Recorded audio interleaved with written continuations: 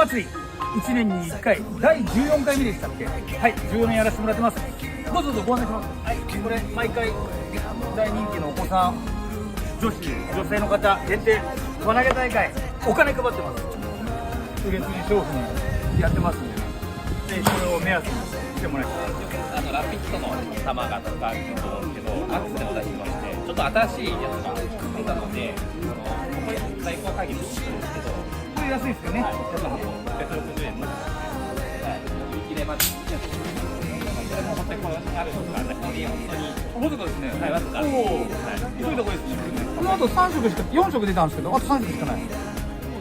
ということで、6台ぐらいしかないんでね、早めに。